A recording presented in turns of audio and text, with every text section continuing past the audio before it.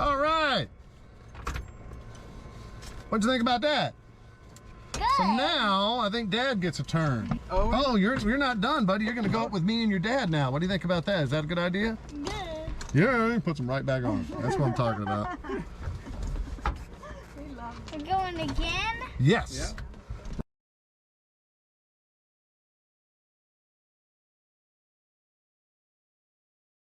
Righty, people. Hopefully that gives some time and to kill. Does he have? Probably not. All right, so we got up in here. Let me scroll back a little bit. Look at Nexus all early. Old Crazy Eye, he's still awake. I don't know if he's maybe he's still up drinking his inshore or something. I'm not sure about that. So oh, put the antenna in the logo. I'll have to tell the logo thing that was a long time coming. It's still not done. See, look, we even have Matt in the house, and I think if we do, okay, I didn't test this part. Let me do this. We're doing it live. Yeah, you could do everything live in production. See, that's the wait, hold up. There we go. I do have it. So then if I do there we go. Oh, yeah, okay. Man, see, I got this handle where they couldn't see the stuff, see? Yeah. So I don't know if good. Everybody knows Much appreciated.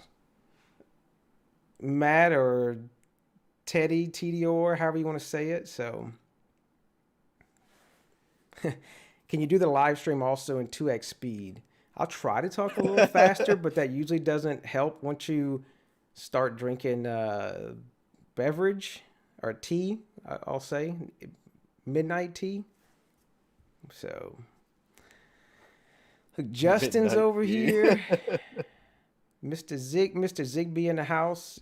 So look at that. You've got the Tasmota stuff and the Zigbee ones in the house. So, oh, one thing I did forget to go make sure while we're getting started. I wanted to make sure. Yeah, Southern draw. Yeah, I draw slow as well. So, if I even draw at all, I want to make sure the commands are working. All right. Yeah. Teddy had nothing to say, man. Is it run Tasmota or WLED, huh? Yeah, yep, yeah. It's actually dual boot. Dual boot? So, okay. Yeah. Okay, so I want to make sure, because I did say in that one fun video that everybody probably didn't like or didn't watch, that I would give away a bunch of crap that I have, and it's piling up on my floor. Literal garbage. Yeah. Now, there's some good stuff, but you know. So the big Clive LED glass. That's it. See, I could get me one of those cool ones. So. Oh yeah. So I did want to talk about a couple things before we jump into the whole I'm not gonna wait till the giveaway at the end. I'm not that type of person. But I wanted to kind of run through a couple things, and then when we get bored, we'll jump over to there. So,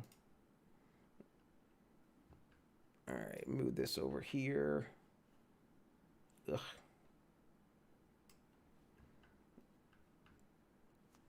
And then we'll transition. All right. Ooh, smooth. Yeah. I got that at Disney World. Oh, the cup. The cup. So one thing I did want, I saw it today. I don't know if everybody saw I know they had a bunch of Pro products, the Shelly stuff. I thought this one was kind of neat. Oh yeah. It's a 4-button one, but if they're like the other ones, the buttons use mains AC, and so you would need a 4-button like momentary. Maybe you can get those easily overseas. I can't really think US wise you can get those fairly cheaply, because I've looked at some 2-button momentary mains AC rated, and they were pretty expensive. So, but it's kind of cool that they did that one. They had a bunch of other stuff I saw that were like the Pro stuff, but that's only for those cool people that had all those cool DIN rail panels and stuff like that overseas. We got those funky other breakers. So. Oh, you know what, Travis? Did you see the page for the i4? It has what looks like an EU style switch. Yeah. With 4 buttons. So yeah. Yeah, you're definitely right. This probably wouldn't happen in the US. Yeah. Yeah, see, because like they have the i3 that has the 3-button deal, and I didn't really find a good use for that. I guess you could find those 3. They make those 1 decor gang 3, but they're not momentary. And that kind of like, if you just did a switch where it's on or off, that kind of ruins some of the stuff. I would want to do some momentary, because 4 buttons would be perfect. Oh, yeah. Actually, let me see. Yeah. Because really, like 4, if you could do a momentary, that would be like 4 buttons. You could do like a short and long press, but so yeah, the DIN, but no DIN rail stuff for me. So I'm not in the Pro series. So Pro series. Yeah, those were like the Shelly Pro 1, the Pro 1 PM. They're like I guess they go in are they breakers, or no? They're just you pass through them. Oh no, it says dry contact. Okay, so I guess you can put that in the DIN rail. So, but we don't have that cool stuff. So I've always liked seeing those DIN rail pictures. Yeah, have you found a use for the that Sonoff thing that you have? No. 25 amp. It's just a monster. Someone talked about huge. Yeah, it's a beast. Someone talked about I did end up putting like 20 amps through it. Someone talked about doing a 1 leg of the water heater or something through in the US, and I was like, okay, hey, more power to you. So yeah. Yeah. But gas water heater anyway, so yeah, that was same for me. So I did fire up. I got it lost somewhere in my sea of windows. A wonderful GUI here. Oof. Yeah. Well, this is just my development one. So my development one my production one doesn't look as bad as this, but it does have a lot of sea of yellow. I don't know if anybody's looked at the new beta on Home Assistant and how they've changed the configuration tab up. Yeah, I haven't tried it, but I saw that they definitely switched it up. Yeah. So a couple things I found that they've buried. Like, so now you got to go configurations, settings, now server controls to get to check. So yeah, I've got a shortcut in my sidebar. Yep, right here. It goes straight to server controls. Yeah. Yep. Yeah, these are great. And I was like, my first thing was like, do these still work? Because I have a server control one. I have like integrations. I have like MQTT devices. In my production one, I have a Tasmota one. I just jump straight. I rarely ever go look in the configuration thing. I'm lost to begin with, and I come in here. So now I'll even be more lost. That's fine. So I don't think I touch anything in the configuration section except for going to server controls. Yeah. I don't really do anything in the UI except, and then maybe I go to integrations too, actually, and that's about it. Nothing else though. Yeah, so I thought that was funny that that all the AWS was down, and there wasn't only but a couple people that said, "Hey, did you know that the Tuya thing is down?" Which I was quite impressed in Discord that only a couple people mentioned Tuya was down. So I was quite impressed with that. There was one thing I saw in here. This is the beta notes. So if we're not in the future here, even though we got the DeLorean thing happening here, but you almost spilled the secret, Travis. What's that? Good cover. I know. Good cover. We're not in the future. Yep, definitely not. They were talking about adding the button entity. Is that just maybe I'm stupid? Yeah. Is that just they're just adding a button on the GUI or what? Maybe I'm confused. I hadn't played with it. You know what? I know. I saw that. I read I don't necessarily run the betas, but I do read the release notes because I'm curious. I did see that, and yeah, I kind of wonder. I guess it's maybe just a solution to, in the UI, creating, I don't know, a button card, and you have it call a script or something. Yeah. Or even whatever. But yeah, I'm not sure. I have no idea what the purpose would be. Okay. I just seen buttons on people's GUI. Maybe someone else can explain it.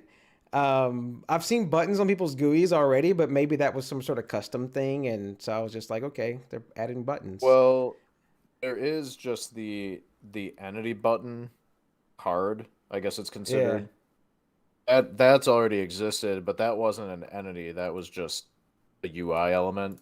Yeah. So this is actually going to be some kind of entity in the button domain, but I don't know what exactly. Yeah. I had to laugh here. Were they kind of picking on Apple here or something? The new revolutionary entity, the button. Oh yeah. So look, they even added a button platform to Tuya, so y'all could have no buttons when Tuya was all down today due to AWS. See, it's there. Yeah, all my packages are delayed too. Did they actually delay? That really happened? Oh yeah. Oh. Yeah, supposed to get a package today. Didn't come. This is unbelievable. I don't know. How am I supposed to live? I don't know. And get those more. This is America. You're running out of cat litter or something, right? Actually, that's supposed to arrive tomorrow, and I really need that to get here tomorrow, so I guess we'll see. Like, damn, I gotta go to the store. It sucks. Yeah, go exactly. See. I can't be bothered to leave my house. There was like, I kind of looked through here. Well, I didn't know the cast fixes. I guess there were some casting issues with Google stuff. I didn't look into that one. I saw the Hue integration stuff, and I was like, okay, so is that the one that requires HTTPS local or something? The V2 protocol is push. Finally. Okay. Instead of polling only, because the first version of the API, you had to poll it constantly. Although, you know what's funny is the Hue bridge supports HomeKit, and when connected via HomeKit, it's push. So I don't know why the original API for Philips Hue itself wasn't push, but whatever. Gotcha. Yeah, strange. I'm probably missing a bunch of, of course, missing a bunch of other stuff, but I didn't really see. I'm more always looking. Okay, what's gonna break for me this time? You know what?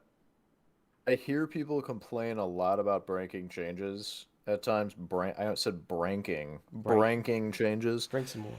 Except, I will say, I mean, I've been running Home Assistant for 3 years, and that's fairly young for the life of Home Assistant. I mean, Home Assistant's been around for, what, 7 years now or something at this point? Yeah. So 3 years is not a super long time, I guess. But anyway, I haven't really been impacted by too many why can't I say breaking today?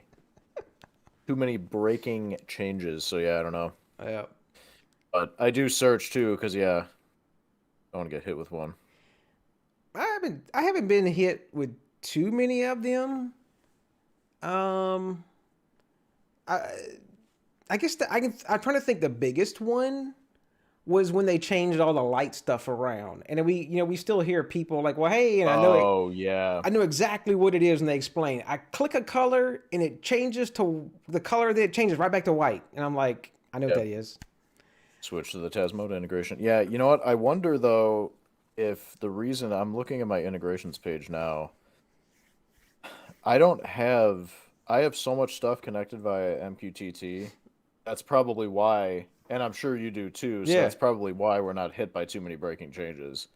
I mean, there's a number of things I have connected that I could use an integration for, but I choose to not intentionally. Yeah, exactly. Like I could use they added some stuff to the Amcrest integration where you could grab the stuff for the events through the integration there, but I just use that Amcrest to MQTT container to grab my doorbell button when I need to.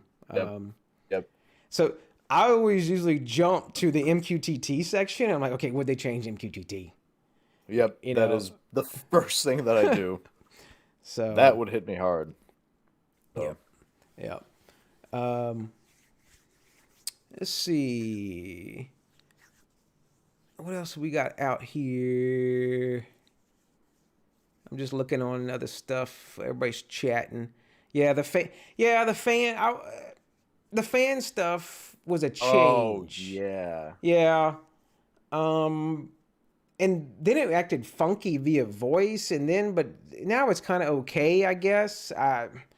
We had to change all that stuff with the fan, and I've done the presets, and that's kind of okay. I still wish it was a little different, where you could change the fan speed instead of, and I get what they had to do. They had to set it to 0 to 100 for, I guess PWM fans and stuff like that. But yeah, I guess I don't have though. I just have 3 and 4 speed fans. Yeah, it's like it's not it isn't great, but it does allow us to do the other 4 speeds. But okay.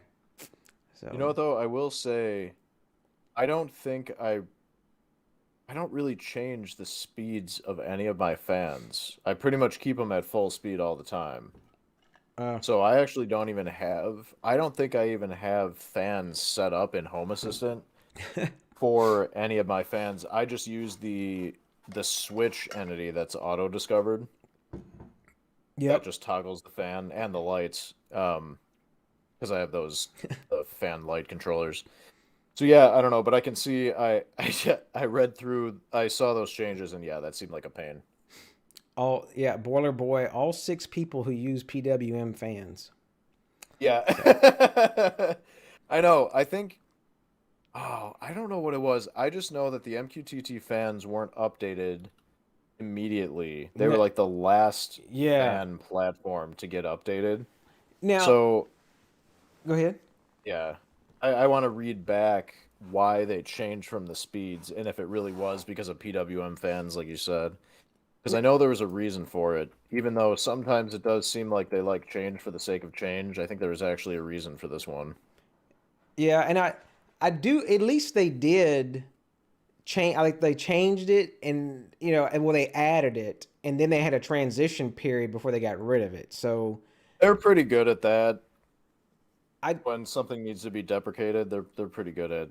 I just wish that they would update the damn VS Code, whatever they call it, plugin thing. I don't use it, but I get that question all the time. As people are like, well, hey, it says missing speeds. When I'm doing the thing in VS Code, I'm like, nope, VS Code's wrong. Just ignore it. Go hit check config in Home Assistant. It'll say it's okay.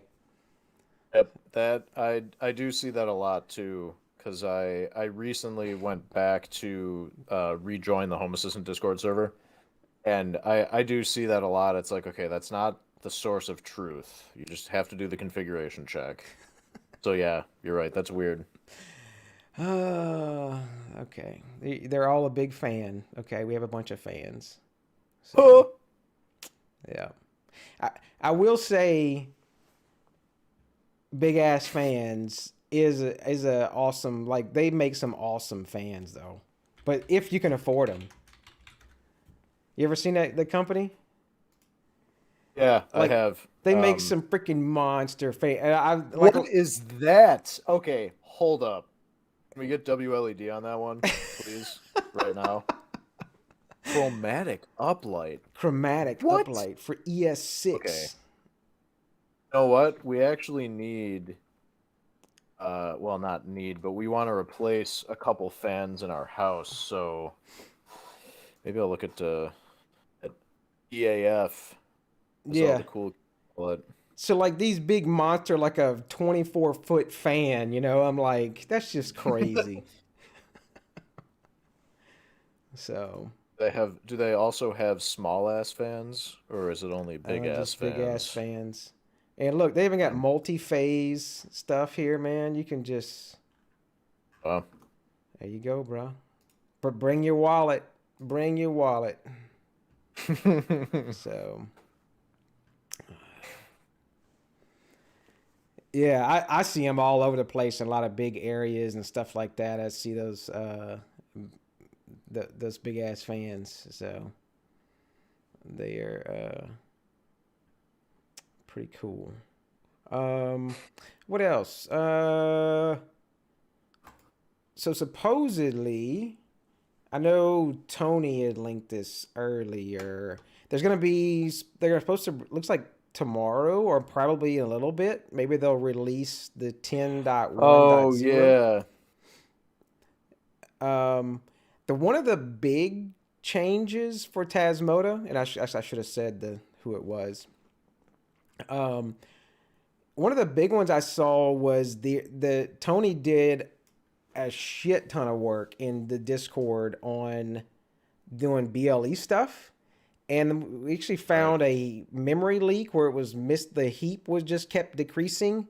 And it was a witch hunt to try to find out which commit it was and everything. And they did. He worked with some of the other guys and they found out it was there was a BLE memory leak and they updated to a different version. I think Jason helped patch that one and another developer in there as well. So there's one in here, the Tuya dimmer range issue. I know it was like a long running open issue on the Tasmota side, and I kind of curious. I haven't updated to like any of the new dev branches on a Tuya dimmer just yet. I never really ran into the issue, but I don't use a whole lot of Tuya dimmers though. I know that sounds kind of funny, but I use a lot of the Martin Jerry dimmers. So I'm actually curious what that is. But that reminds me, the Tuya MCU dimmers have this annoying bug, and this is, I think, on the Tuya MCU side, not Tasmota, where the MCU will report that it's on, but it's actually not. So you'll have the switch that says it's on, but the light will be off, which is obnoxious. It happens intermittently. I don't know if something triggers it or what, but it just seems like a weird issue. But at the same time, what I do think would be cool is if we were able to, at some point, update the MCU firmware from Tasmota, just like with the Zigbee bridge and the RF bridges. That would be pretty cool, because then you could grab any patches. Of course, the firmware for the MCUs would have to be publicly released or otherwise grabbed, and we'd have to interface between it and the ESP, but still, it'd be kind of cool. Yeah. I know them on those. I'm not even gonna try the name. something whatever Life, the fan controllers, the rebranded. The ASMILF. Yeah. I mean, what? Yeah, the ASMILF ones. Isamal Life or something. Yeah, look, it actually comes up. But it's like the Treat Life one. I think actually Treat Life comes up first. Yeah, it's clearly just a clone. Yeah. And I think those still have the ESP chips in them. Oh, and you know what? I'm seeing oh, it's not a 2-pack. It's a 1-pack. I thought it was a 2-pack.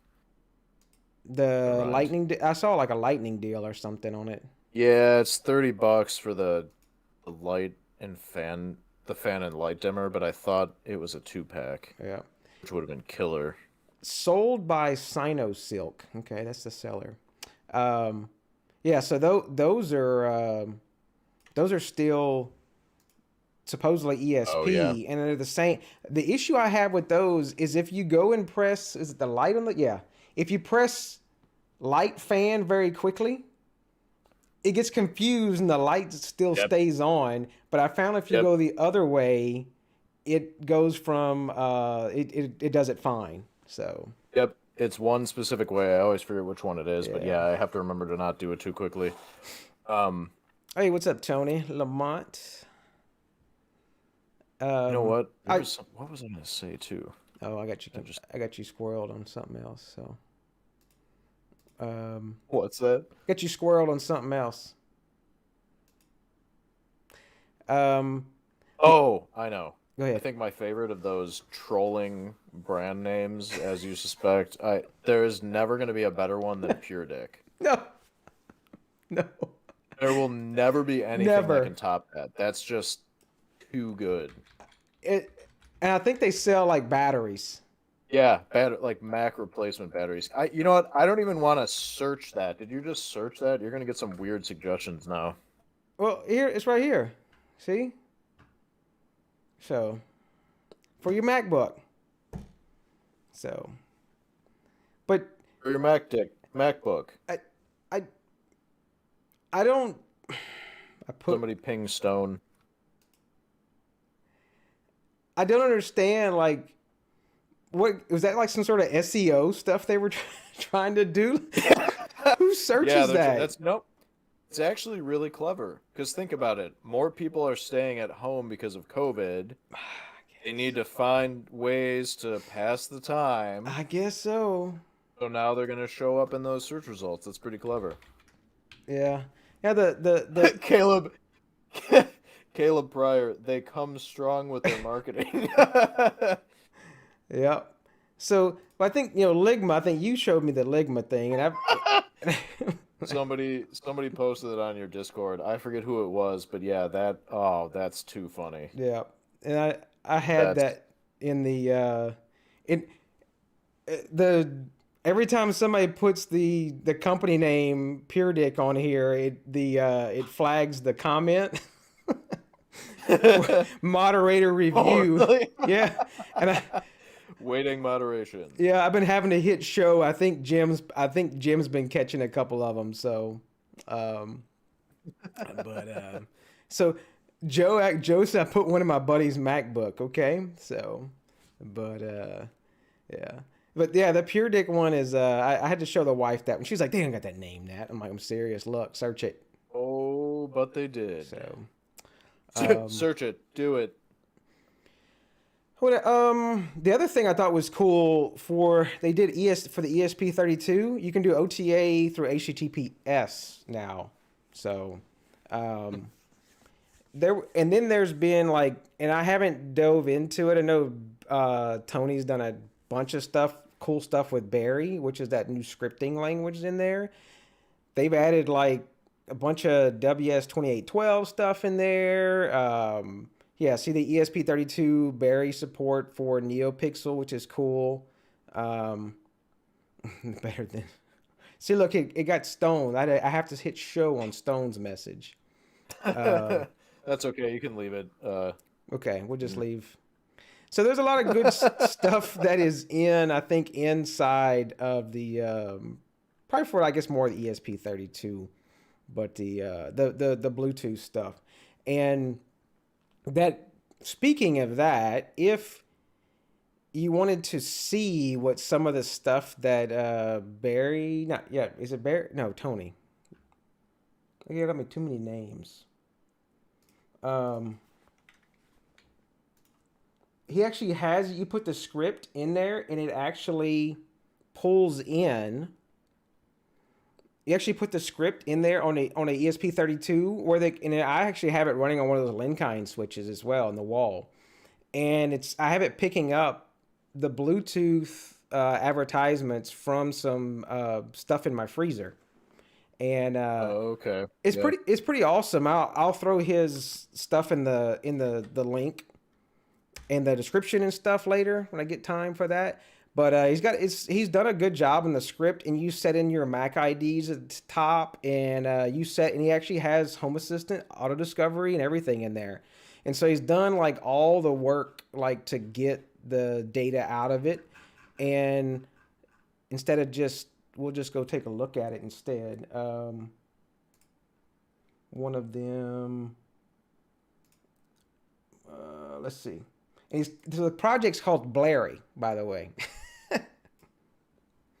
So it pops right into MQTT. You got battery, dew point, humidity, RSSI, and there's the temperature. Of course, depending on the sensor, he's got a couple of them. The Goovy sensor, that PVVX one, the ATC ones, the little Xiaomi ones. Oh yeah. He did there's an Inkbird freezer one that's made for the freezer. There's all kind of cool stuff. I think there's one for your grill too. I think there's an Inkbird one for the grill. Yeah. I think this was the Inkbird freezer, and this one's actually it's kind of a plain Jane. There's a one with humidity and one without humidity. Yep. And so you can pick those up with any ESP32. That's a Linkind. And I was actually going through the metal freezer, through one wall, through another wall, and then it gets into the Linkind switch, and it picks it up fine. So that's cool. I use 433 megahertz sensors for both my fridges. Is that a flex? Both my fridges. So, and those were pretty well. It's when you have a fridge in the elevator. That's a flex. What about more than one elevator? And then I have one of those. Oh, what is it? AccuRite weather stations. That's also 433 megahertz. Yeah, I use RTL 433. That's literally all I use it for, is those three devices. I pick up a ton of other things, including somebody's security system. But yeah, I mean, it works pretty well. Yeah, so this was the other little Goovy one that I have in the freezer, and they're fairly inexpensive. Oh, you have that in your freezer? Yeah. Huh. And the reason why I like them to be over the larger ones, because they have what do you call, regular batteries instead of the little coin cells. Oh, double. Like, yeah. I think these are AAAs or something like that. Oh, okay. Yeah, I use lithium AA's in my fridge sensors. Yeah. Not lithium-ion rechargeables, but just regular lithium non-rechargeable. Those last forever, and they're rated down to, I think, 40 below. Oh, okay. In both Fahrenheit and Celsius. So let me wrap up one thing, and then because I was looking at the time, I said I wouldn't wait till the end. I'll do the giveaway crap kind of in the middle deal.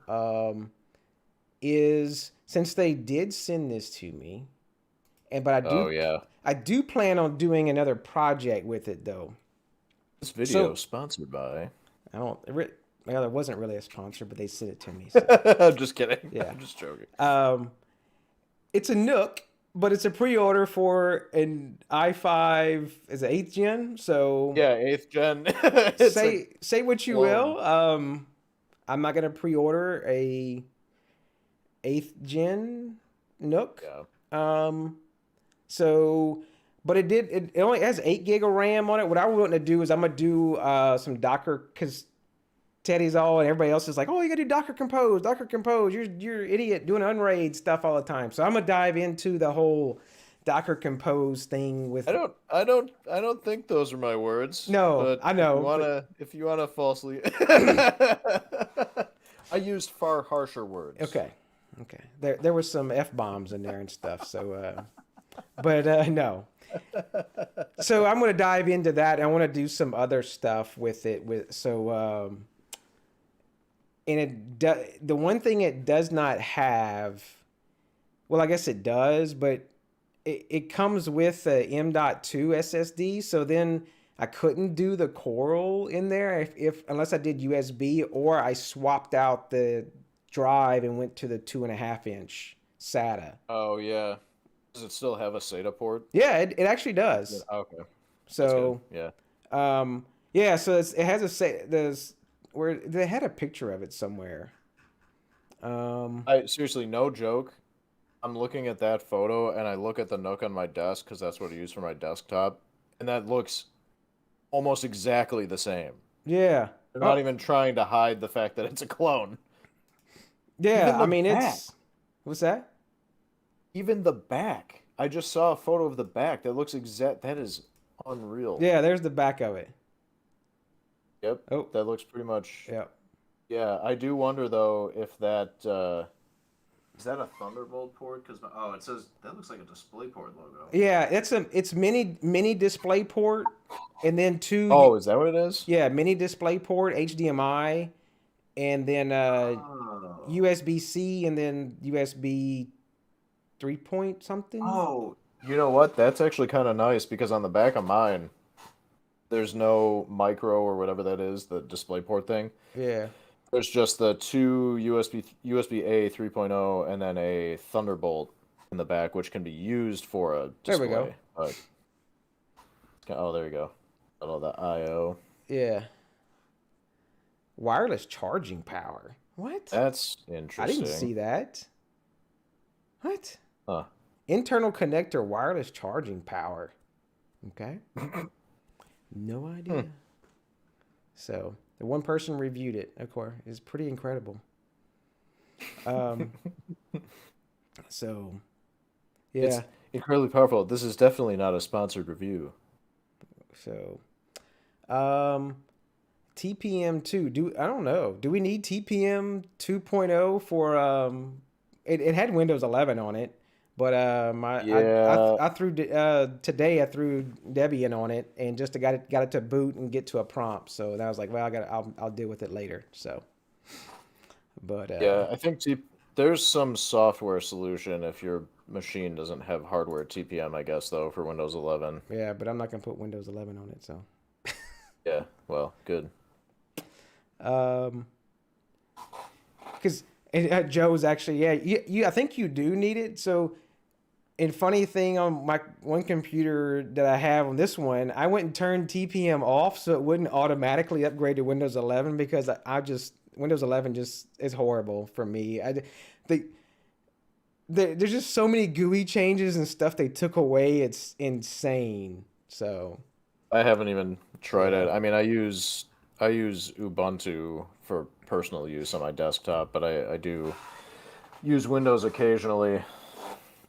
All right, so I got some other little things, but we're gonna go through the giveaway crap, and we'll try to figure out some order or madness to it. The only side issue, I know most people are US based, but it would probably cost me an arm and a leg if I ship this to like international stuff. You take all your Reolink cast-offs. Look, Dr. Z's over here in the stream raid. Oh, Must have I think they did say he was streaming earlier up top, so I guess I don't know if he's messing around, so doing stuff or he's done or cool. So there, I don't know, we'll figure out, like I guess I know it always sucks trying to do the giveaway crap because if I try to ship a $20 piece international, it's gonna end up costing like $60. So yeah. We'll figure out something else if we can do. I wish, and I looked before, I wish AliExpress did gift cards. That would be cool. Oh, cool. Oh, do they not? Really? Yeah.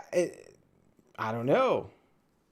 I don't know if they do or not. So, Let's see. I'll take a look. Because that was gonna be my thing. I was like, hey, I'll grab a couple, like do just international stuff, and then some people can buy a bunch of ESPs or something like that. And so I guess next time, if you have some ideas, anybody for the international folks, I hate excluding people. Let me know for like I can do something that doesn't, because it's not something I can ship. Maybe I could order something over there. I guess I could do that as well, like order something off Banggood or AliExpress for them and actually have them ship it to them instead. So could do that. So. Oh yeah. Good idea. While you're doing this, I'm thinking a beer refill is in order. I'll be right back. So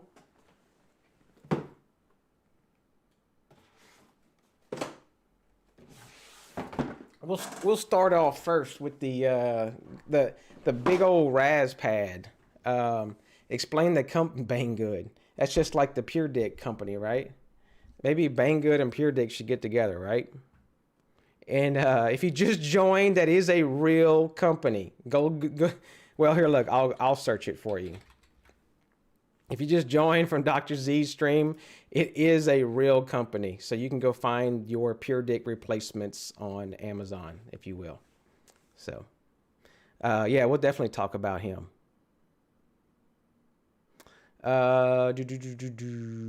So we will do, I guess I should at least pull up, is it Razpad or something like that?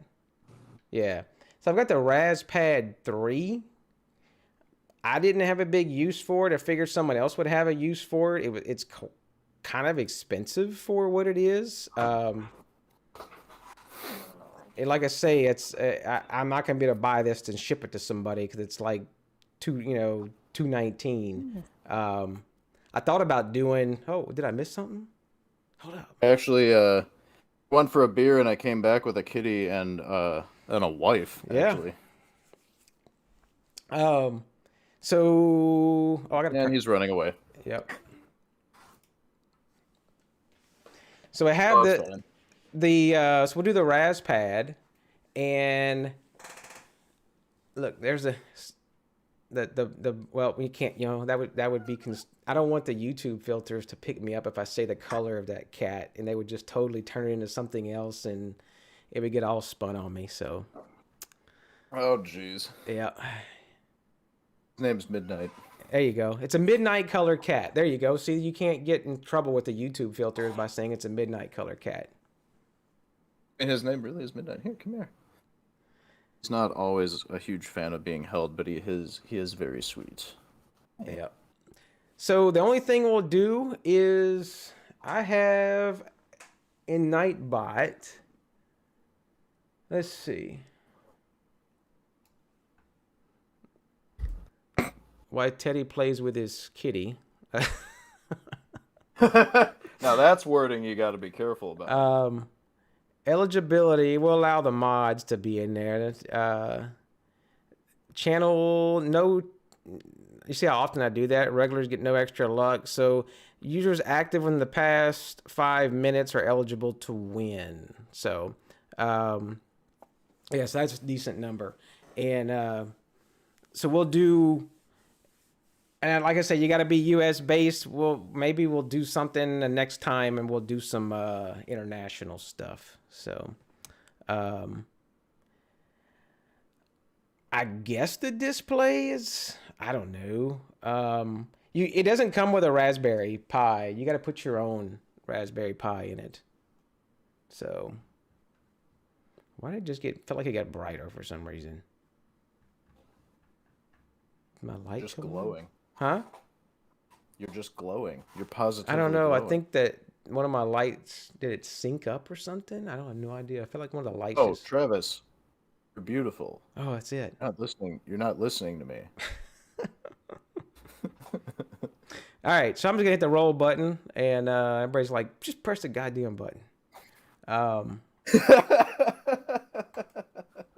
Who we got? Carl Johnson. And that we could just roll with that one with the old the Big Johnson t-shirts. I'll probably show my age with that one. Scene from Austin Powers comes to mind. Yeah, I know Carl will. Coral. Coral. I get too many things in the mind. Carl is, where's he at? Is he gonna be talking? Or is he leaving? Ain't no gas in it. What's that mean? What? Okay. All right. So send me somehow on Discord, and then we'll get you the Raspad thing. So we'll try to figure out how to do this faster. Let's do this faster. Can we do a? I gotta make a rapid fire. I gotta make a notepad. Hold up, this awesome notepad. Carl Johnson. I can keep track while you do this if you want. Was it the Raspad? Yep. It almost sounds like some sort of female. Never mind. I'm gonna shut up. I'm gonna get pissed off. So I'll probably do both of these together. I don't know. The E-Color smart lamp, they're like battery powered or something. Oh, yeah, that thing's kind of cool. They're Bluetooth.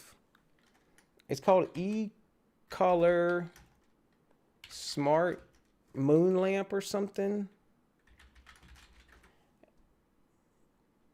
I think it's this one. Yeah, it was kind of cool. It had like a bunch of different little effects, and it was. I give it a pass. It's Bluetooth and not Wi-Fi. So, and it is battery powered, but you can plug it in to charge or whatever. So, the question is it a transplantable Bluetooth module?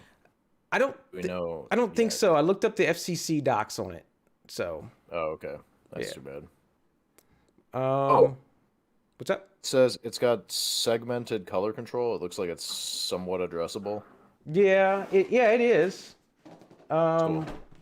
Anyway, I'm distracting you. Yeah, see, you're distracting the whole rapid fire thing we were trying to do. Yeah. I don't know if it's still charged or not.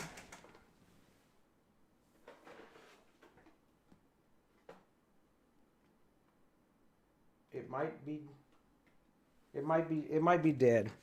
Oh no, there it is. Travis. Wait. Rapid fire. Rapid fire, Travis.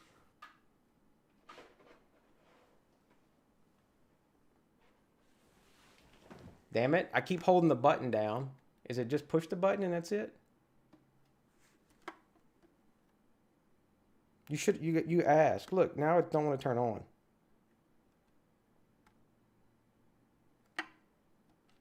I don't know. Maybe it's just shy. It probably needs to charge. Because it just keeps turning on for a split second and turns off. See? You should just keep trying it and expecting different results. We'll just be here like an hour and just playing with the lamp. So. Just give it away already.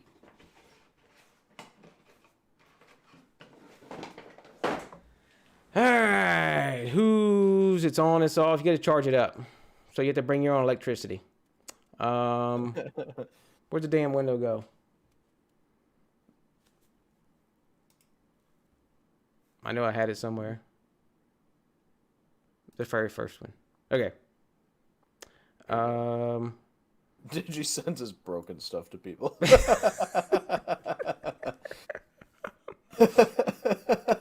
I actually will. Yeah, who wants this moon lamp? It totally works. Look at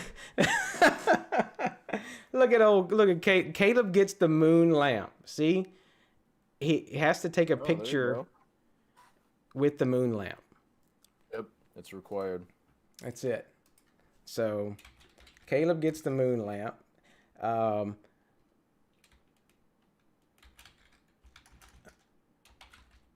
Moon lamp.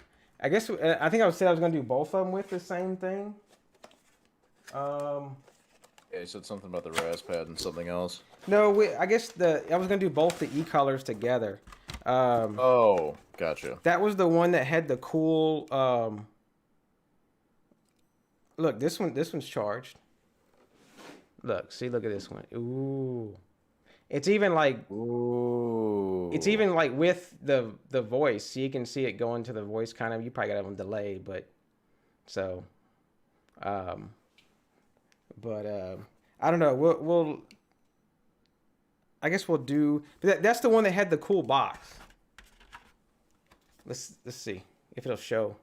See, that was the one that had the cool box. You see the? Jim said what we were all thinking. Is that for adults? but that one is Bluetooth as well, but It doesn't have a flared base, so don't get too many ideas. yeah. So I'll do that. That's both the e-color ones. Well, that's for Caleb. And Okay. Might I just point out what's that? that picture, Caleb?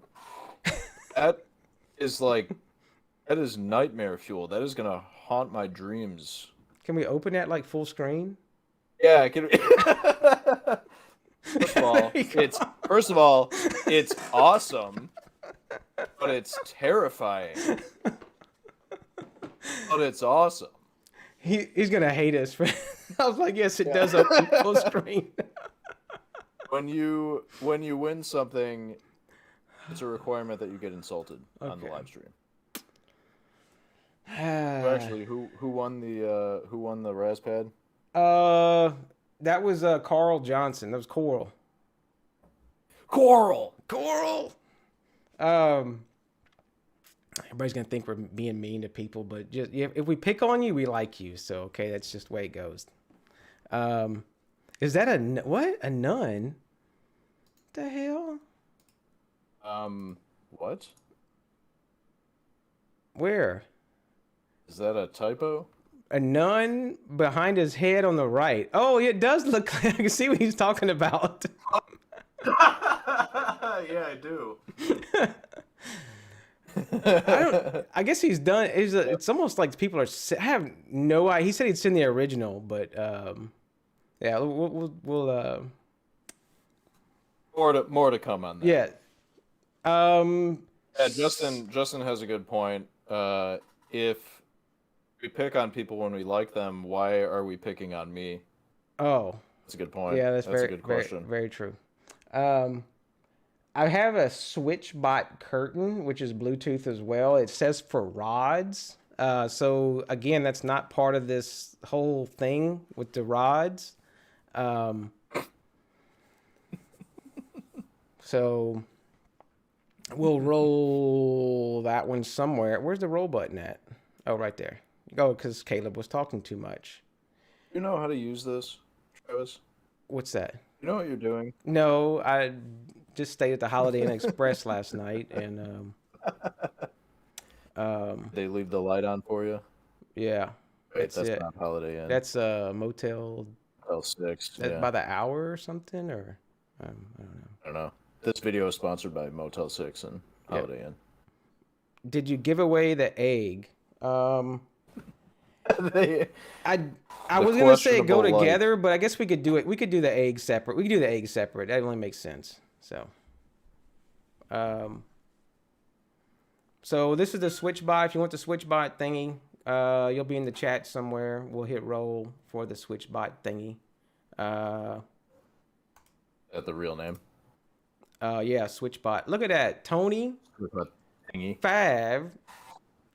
And it's quite ironic because Mr. Bluetooth Man is Mr. BLE himself gonna get him a SwitchBot where he can put a SwitchBot on his rod, and that's curtain rod. So curtain rod. SwitchBot. Rod. And then they said that you want to do the egg. It was the egg, right? The egg thing. It's definitely getting demonetized. YouTube's gonna go through and be like, but YouTube's gonna take my $1.50 in ad revenue. No, I shouldn't. I should shut up. It's all pure jokes. Everything is fake and just all for entertainment and fun. So. Where everything is made up and the points aren't real. That's it. We're all living in the Matrix. Who gets the... Oh, the points don't matter. I messed up the quote. Damn it. Wait, there was a switch. Yeah. So what's the... who's... Barry Elk gets the egg thing. Ooh. Egg light.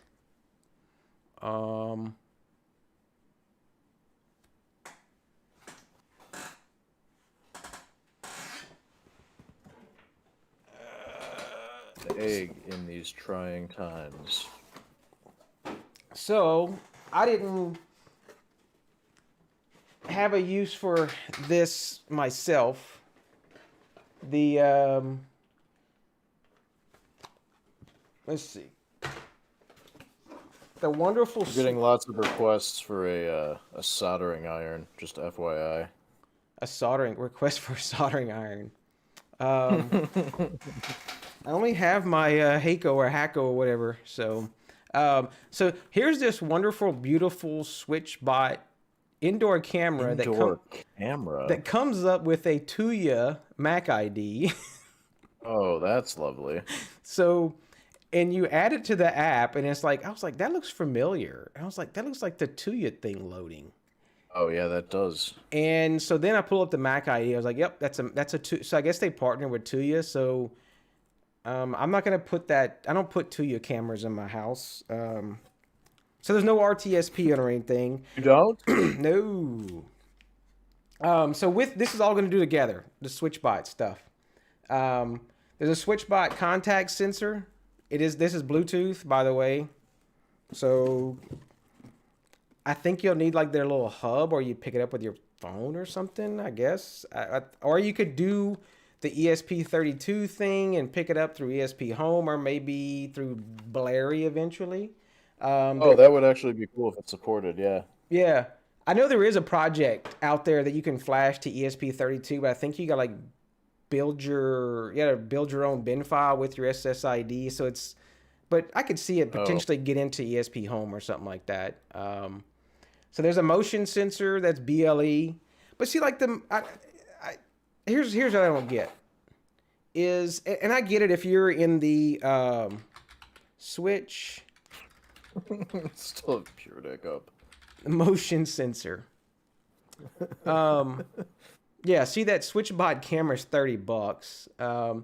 So I don't get the motion. Is that just the motion sensor? Yeah. It says motion door sensor? No, it's just a motion sensor. That's weird. It's $25. Yeah.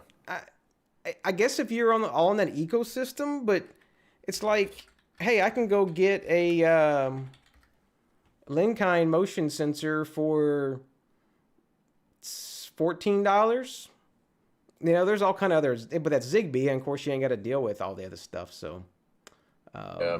But yeah, I mean, something I always have to remember is that we're not everybody. I feel like we're all. What's it? We're not everybody, so I get it, kind of. Yeah, that's what I was gonna say. I would say we're probably in the minority as far as, smart home stuff. So. And then I guess I should turn the light back on the camera. And then the little NFC tags. So I have all that for SwitchBot. And so who gets the SwitchBot bundle? Yep, we'll hit the button for that one, and hopefully it's, like I say, it has to be somebody US based. Otherwise, I can't afford to ship it. Unless you want to help out with it, but it probably not be worth it. Let's see. Yeah, if you want to pass, just shoot me pass, and I will hit the button on it. So, who's Sour talking about? It's my Wendy's senior discount hours. What? Yeah, James. Sir, where's Sir? Oh, Bluetooth's completely unhackable. Oh, I know in the Groovy ones you can tell it to say, hey, you can only pair. I think it switches to encrypted mode. So, we'll see who we got here. Michael S. Who's Michael S? Michael S, you out there? The unknown.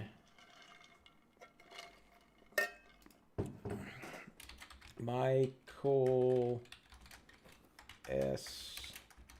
Switch. That's me. It is I, Michael S. Yeah, and you're gonna have to hit me somehow. Okay. We'll have to figure out how, because I haven't had the problem in the past, but hit me up in Discord and we'll figure out. I'll ship it to you. So Michael Scott. Okay, now I get the Scranton thing, Boiler Boy. Okay. So he's in Scranton. Is it safe? What do you mean? Is it safe? Is it what? What Is else? it safe to share your address with Travis? Probably not. So another weird one. Now this one has no Wi-Fi or nothing. I don't know the thing, but it's a digital photo frame. I have no use for it. It's just a photo frame with a remote that you can put an SD card in the side of it. I tried putting. Oh yeah.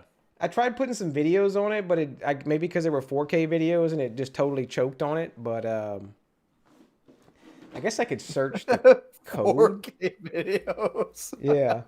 Well, it's like That's probably got like a VGA display trying to run 4K videos. it wouldn't play 4K 60 FPS. I mean, I had the That's ridiculous.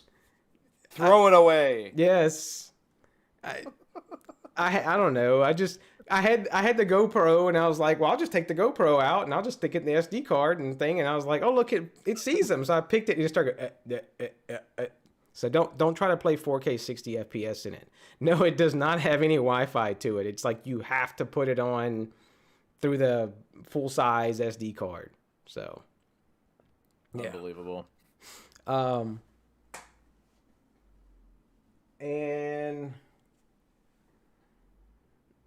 And then let's see. And then the next is we'll see. We'll roll this one. Maybe, yeah. I guess, yeah. You're right, Justin. Do they still make those? Gene L. Like what? It was Gene. Oh, the photo frames. Huh? Do they still make what? I remember there used to be a full size SD card that had Wi-Fi. Oh. What? Yeah, and it was the thing is like you could transfer your photos when it got on Wi-Fi. I don't know if they still make them. No, okay. How have I never heard of this? Yeah. Wow. Yeah. That's crazy. Where's Gene? Here, yeah. Do they still make those things? I'm about to find out. This is the first time I'm hearing of them at all. Oh, look, just Toshiba Flash Air. iFi. That's it. Ron has it. iFi. So does Joshua. Oh, there's Barry as well. So, I see one for $308 on Amazon. A 16 one. Anyone want that? wow. Yeah. Is it even? Oh, look, there it is. iFi. Wow. 100. Oh, I have heard of that. Okay. $139 for 16 gig. Yeah. Steal. Yeah. Only one left Let's in see, stock. what are we working with that? 139, 16. It's only $8.69 a gig. That's a steal. You would just like need a hotspot with you and just like to transfer your stuff 16 gig nowadays. Wow. Best Buy and Kmart still have newest stock. Did they make them bigger than 16 gig, Boiler Boy? What? Yeah, for real. Give me a terabyte one. I mean, at least 32 gig, maybe. I mean, that's like. Okay, don't be crazy now. No. Okay. Don't be unreasonable. Well, here's the even crazier one. So, if you. Do they make that in a micro? So this home automation gear. The Beanie hat. I even sported one on the end of the last video. It has a blinking LED and it has a white LED. I don't wear, it's not that cold down here, so I don't really need a beanie hat as much, so maybe I'll go up there. Down here in the deep south. That's it. And no, this is not the one I wore, unfortunately, so you can't like get the DNA to like grow your own digiblur, so it's still in the bag, I think. So, then I don't even know. This is going to go together. So with the beanie hat, I don't even know if this is still going to work. It's like sketch to me. I tried it. It's supposed to be free with some plans, but it's this 4G trail cam from like Wing Home or something. What? Yeah. From who? I tried it. Your Dick makes one. Yeah, here it is right here. No, it's just called Wing Home. So, it says free app and it has a SIM card. It did connect. It did send up. It just seemed kind of weird. So, I don't know. It takes a bunch of AA batteries. So.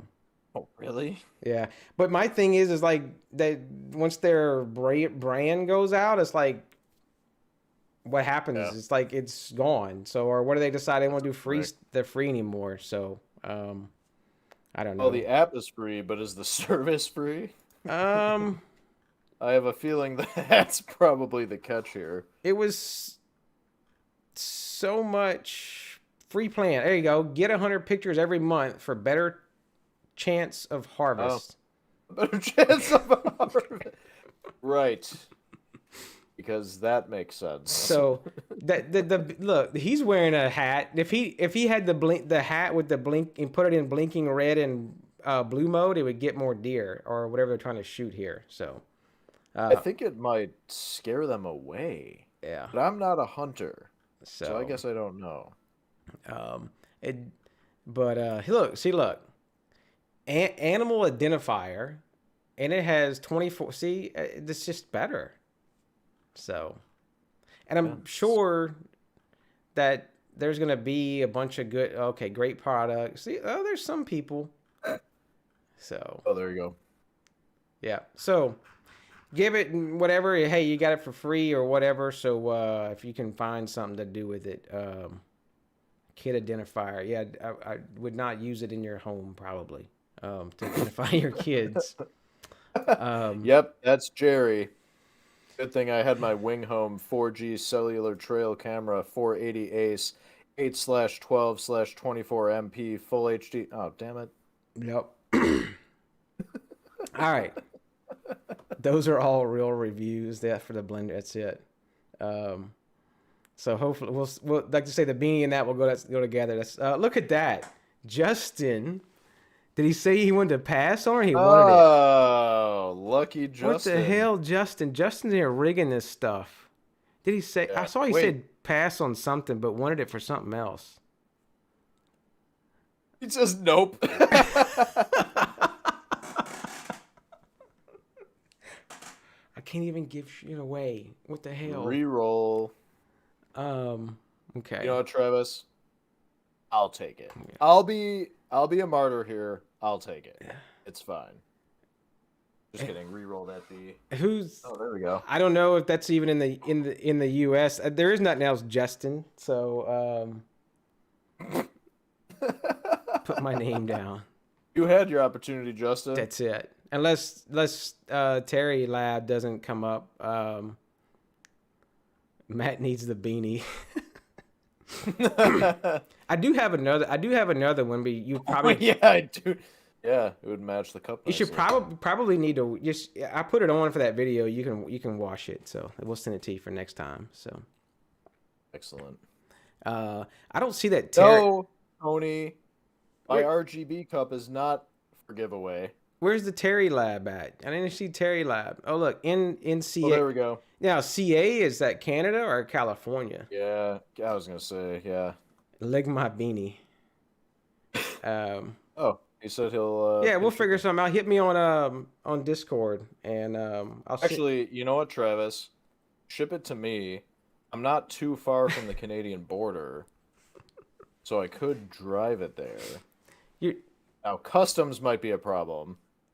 Well, if you go to that, I have a passport. If you go to that house that's on the border where you just throw your packages over the ditch, it'd be over the. Ah, there you go. See, but I'm not gonna get a part of that. So, I pulled it up. We were talking about that one night. There's some like B&B, and it's like on the border B&B or something like that, and literally you just go over the ditch and it's in Canada. And really? And he's got like big signs saying that, hey, you can't use this place to jump the border or whatever. And so I think he got in trouble in the past. So But it doesn't say anything about throwing packages over the border. I'm sure that's probably in the laws somewhere about throwing packages across the border. Fine. It's fine. Yeah. So, what else I was going to talk about? I don't know. You've talked about so much interesting stuff. I hardly keep track. We gotta keep it jam packed, right? Oh yeah. Context. What's that? Very important there. What? What'd you say? Huh?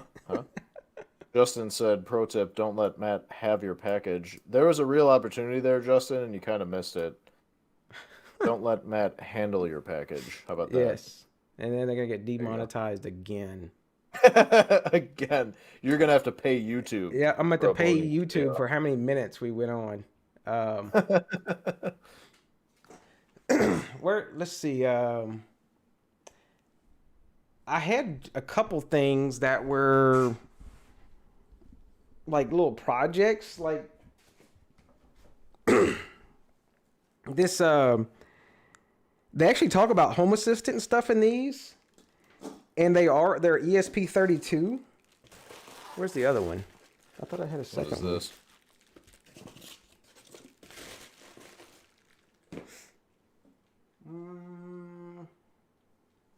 I know I had a second one.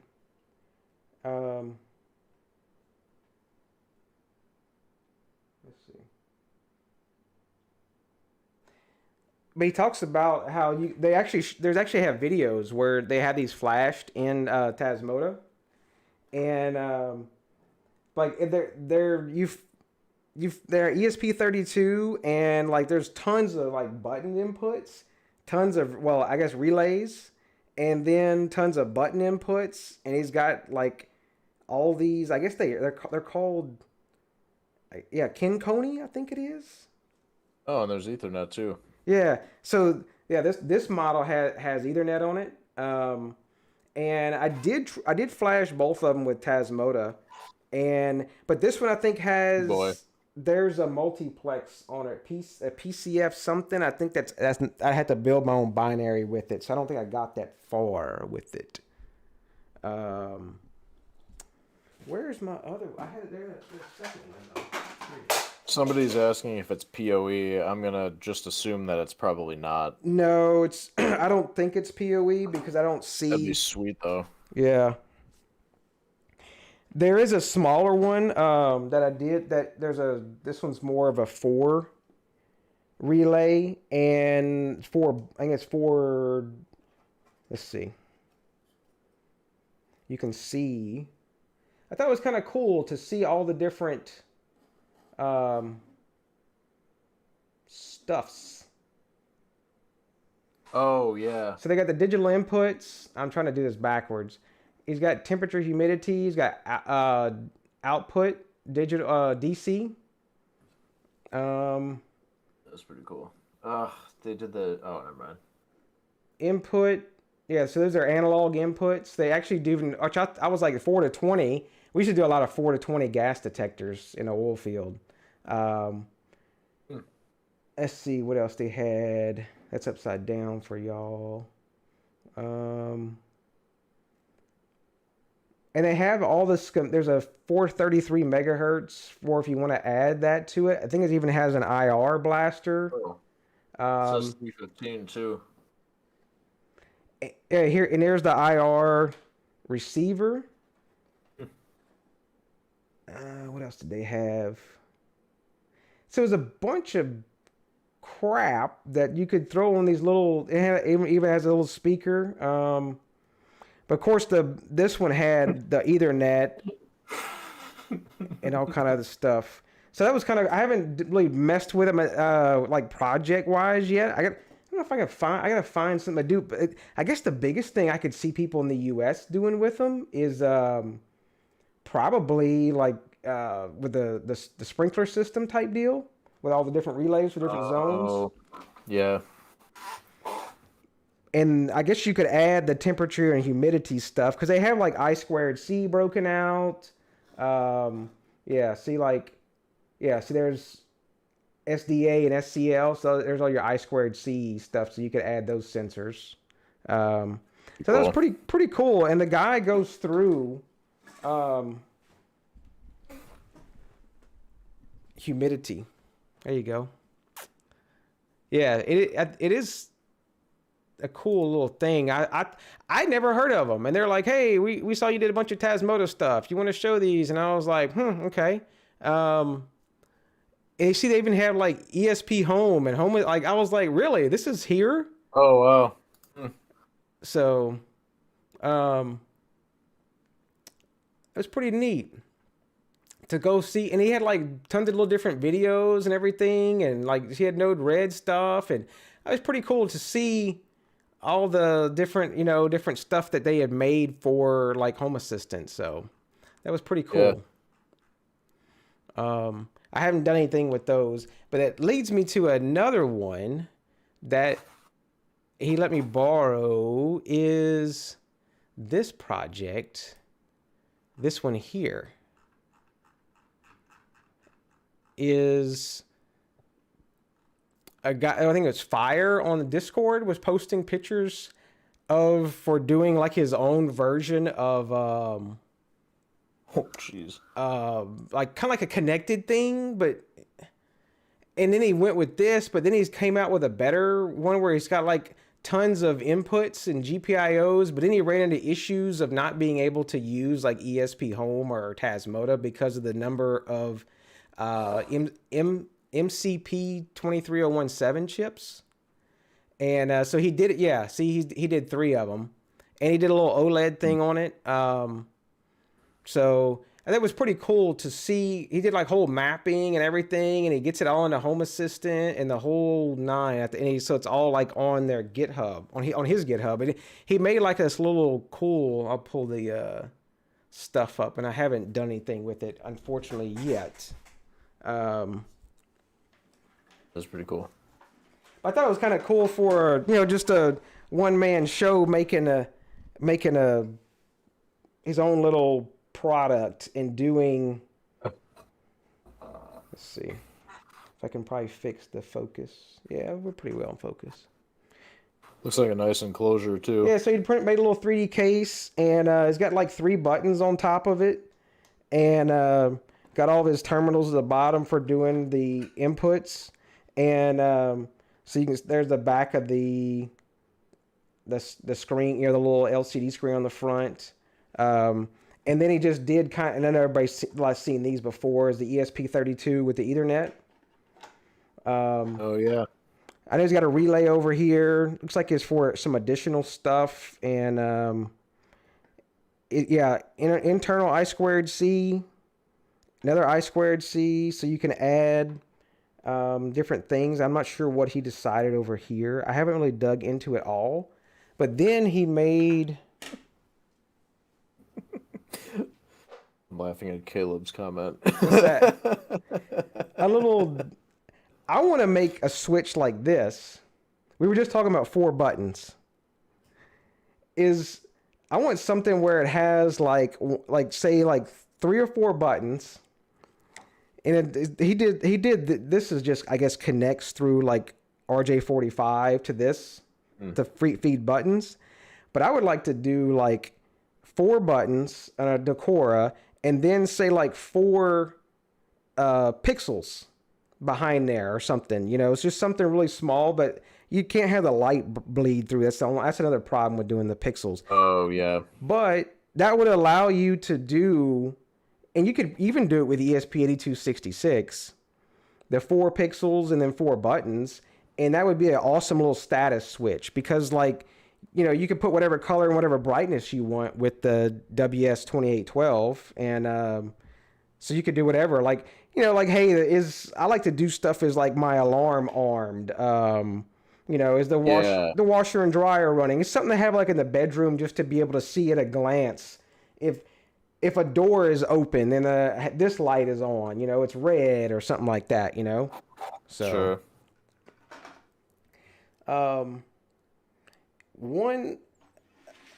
I bought this. I saw this. I should stop reading the pull request on It looks rather awkward. Have you seen those? No. It's supposed to be a presence sensor, and it is made by Tuya, but it's Zigbee. Ugh. Yeah, there's a Wi-Fi version. There's a Zigbee. I saw it on the pull request for on Zigbee to MQTT, and I was like, "What is that? What's that motion sensor?" But it runs off of Like it goes. yeah. It looks like it goes in a can. Sorry, I cut you off there. Yeah, you put it. It's supposed to go in the ceiling. It's supposed to be facing down, yeah. and this pivots kind of back and forth, and it has a lux sensor on it, and it's supposed to be a presence sensor even for a person that is still. I was just about to say it looks like an occupancy sensor. This is the unicorn in the world of sensors. It seems like an occupancy sensor. I mean, you see them in commercial environments a lot, but as far as residential use, that's cool. What is the model number? I want to look that up. I got it off of AliExpress. Actually interested in that. If you can send me a link afterward. There was sour pickle. How to make your presence sensor in the bathroom look even more like a camera. There was a bunch of them that had it listed. I guess I could just search. They had a bunch of them that of course they did the price switch crap where they're like, oh, it's $12. All time. Yeah. You see it on eBay too. No, it's really $45. You know, it's like because that was the hub that was $12. So yeah, exactly, or just a informational photo. So it's kind of weird.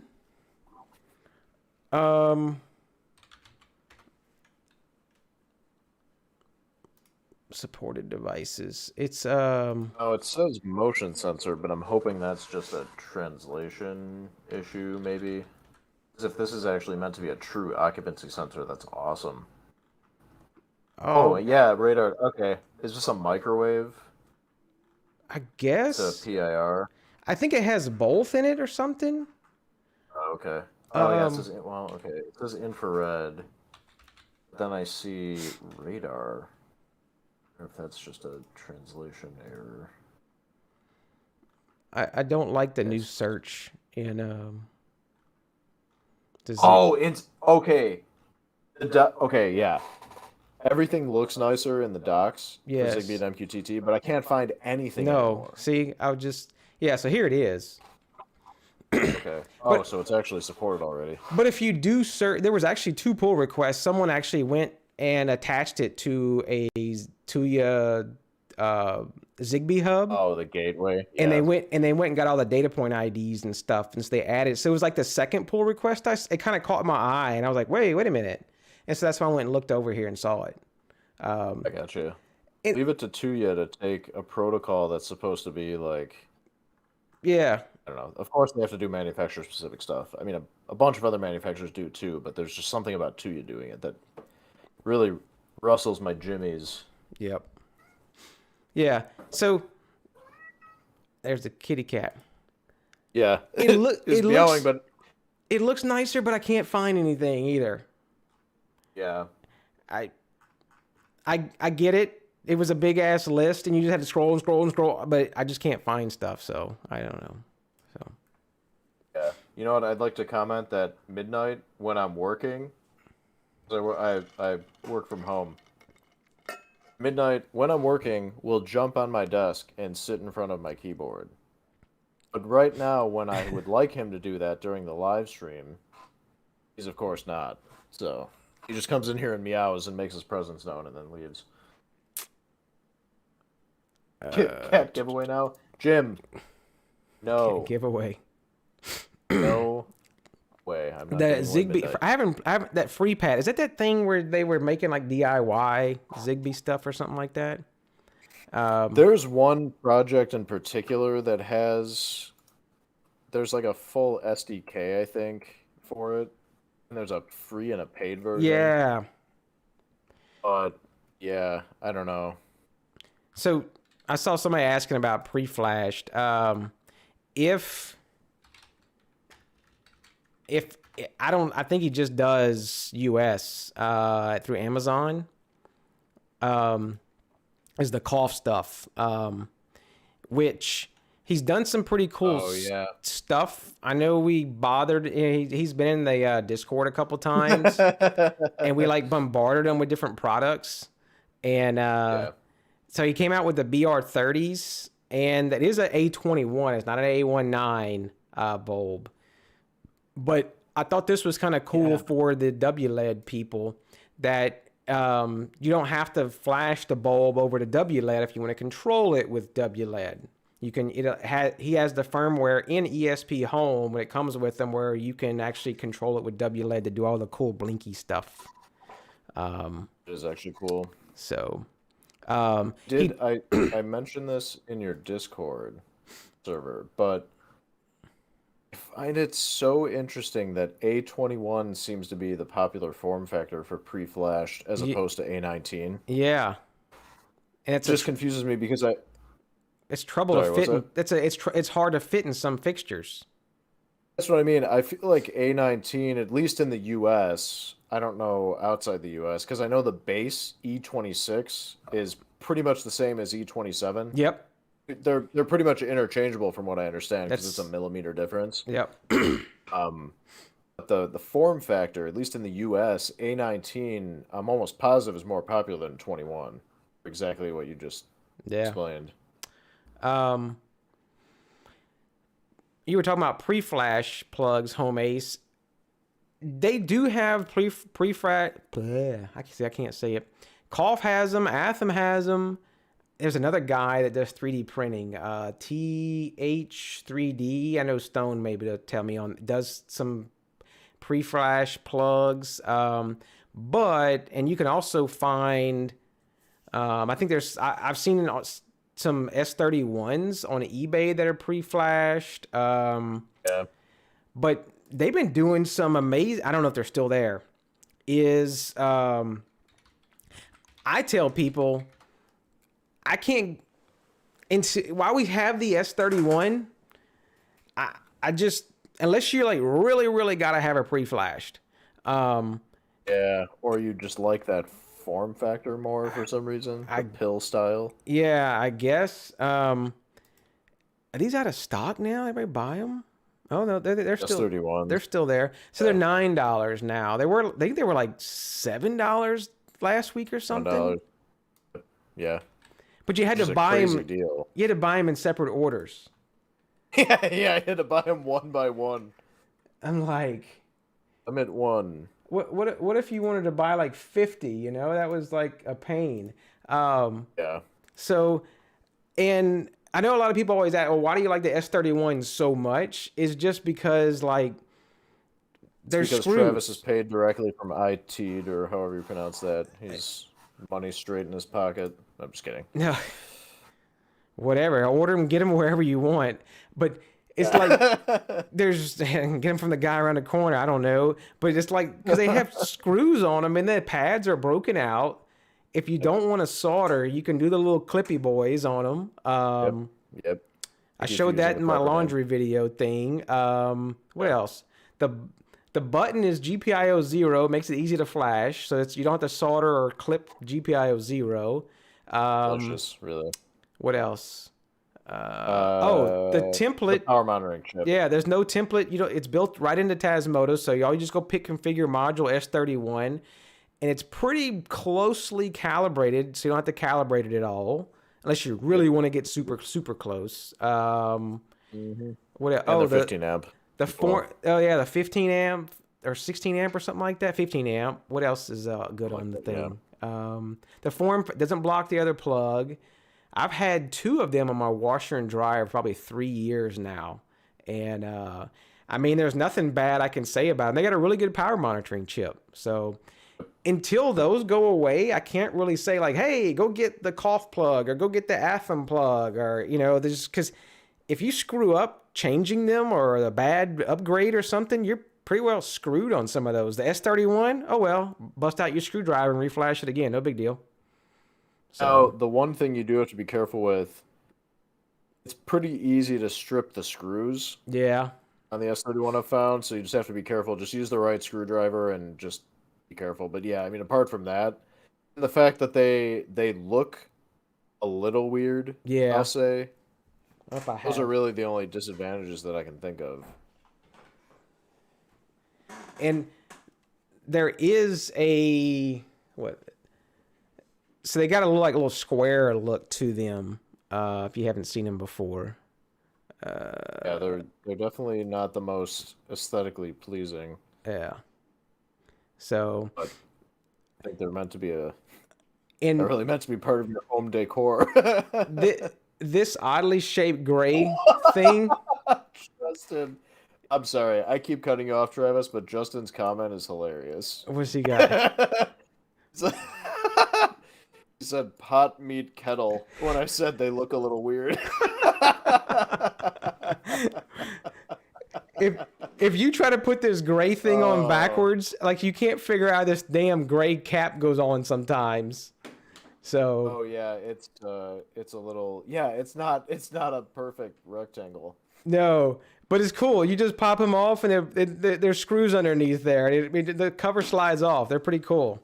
Now, this one does say UL listed. This was a model I got a while back. That I don't think they make them UL listed. They're just ETL listed. I know they don't. I don't want them in my house then. They didn't make them that long, so let's not get them the UL out. listed thing. Get them out. Yeah. Literally unusable. So, but yeah, that plug that a lot of them different makes us, and that's also the same plug you see on Cloud Free, and not the Atom one, but the Cough one. I believe it's the same exact plug that Shelly uses, which is also a rebrand that Tekken and Zuzi and somebody else used. So Aoi Cocker, however you pronounce that, AOY Yeah. COCR. yeah. So Video's gonna get flagged because I said Aoi Cocker. that's how I pronounced it. So what else we want to blow up? We've been on an hour and a half. We actually want to do something that's actually worthwhile right quick. We'll see if we can blow it up. No. Just useless banter. We can upgrade my my Zigbee coordinator to the latest beta one, man. Oh, there you go. Yeah, I still have to do. I want to try out maybe not the beta, but the one that's not the July firmware, which has been just an absolute nightmare for me until I switched back to the January revision. Is it? Yeah. Where's he at? Z-Stack. It was January. Zoom right.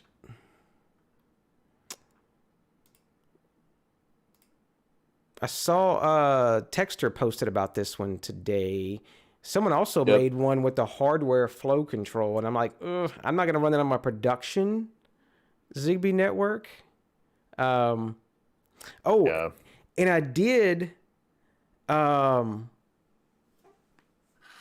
I did flash the router firmware to, and can I say the D word?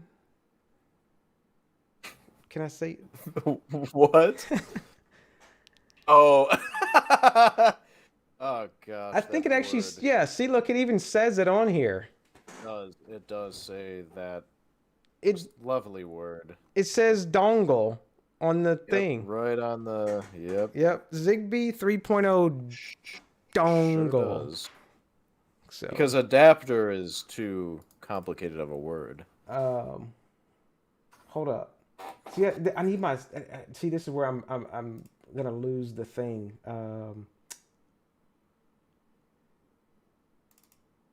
Oh, where's he at? I know I got him in here somewhere saying it. See, I'm not, now the joke's just getting old, so. Ever. Whatever. Ever. Huh? What? What? Look alive out there, Travis. Now it's gonna kill me. Where's that video at now, though? Which video? The little, here it is. I was. Let's see. Zigbee dongle. I don't know if you heard it. So the Zigbee dongle one. Oh, there's a video? Dongle. Oh, that, yeah. Okay. Yeah, he was like talking about Zigbee dongle. So I saved that one just for you. A good little clip for it. I need it on like a button. I can say Zigbee dongle. Thank you. Excellent. So, yeah. Yeah. Put on your soundboard. So they actually have a router firmware for it now. It's that EFR chip or whatever, and it's built on XSP guy built it, and so I did flash. I didn't try to add it yet. And I'm curious. They may actually, for all the people, and I'm in one of those that have those old Sonoff Zigbee bridges around, you can probably potentially, I think he's going to do a router firmware for that. Oh, yeah. So you can pull those back out the drawer, stick them across the house, and you can add to your mesh with the as a router. See, and it's I think it's probably a decent router. I mean, it's still a decent little chip, just not really that great for Zigbee to MQTT as a coordinator. Yeah, the EFR32 is fine. It's just support. Yeah, like you said, in Zigbee to MQTT is just not there, and I'm not convinced it really ever will be. I know it's experimental, but I think there's been a couple. Oh, look, hey Jim, thank you, sir. He'll help out with the monkey poo at the zoo. See, and he's even adding around. Like, see, you know, we help out with some shipping stuff, so we'll be all good. Oh, I appreciate it. So Sour Pickle brought up something. Yeah, thank you. Was the bug ever fixed with the Linkine devices Matt was shilling? So, for those who are unaware, on an older version of EasySP, it was before EasySP, I think 6.7. Oh, yeah. In an older version of Ember ZNet, there was a bug that existed that if, let's see, what was it? It was if a frame came in when a Zigbee end device or a Zigbee device transmitted a parent announcement, which is when it reroutes, switches parents, or rejoins the network. It would cause the router to essentially crash, where it would not actually route messages from end devices. It would just basically say, yeah, okay, I routed it, but it wouldn't actually route it. Oh. And the end devices would have no idea that something was wrong, so they wouldn't reroute at all. Okay. The only solution was to actually power cycle the router. No, Sour Pickle. Linkine did not fix that yet. It was fixed in Ember ZNet, I think 6.77, but anyway, 6.7.7. I reached out to Linkine about it, and they said that they will release firmware in the future, but then a month later they're like, yeah, we're probably not going to do that. I'm like, oh, okay. Anyway, the good news about it is that it really only happens on larger networks, and it's pretty rare to begin with. And IKEA devices are prone to the same potential issue. I mean, anything that has an Ember ZNet version older than 6.7.7 or whatever. So, I was trying to find while you were talking. It's like XSP. What are you looking for? He's got the XSP. Yeah, here it is. XSP, the router for the dongle. Oh, okay. For the dongle. Yeah, and okay, well, this is built on EmberNet 6.7.10, which I think is fairly new. That's good. Yeah, you're good then. That would not be subject to the bug.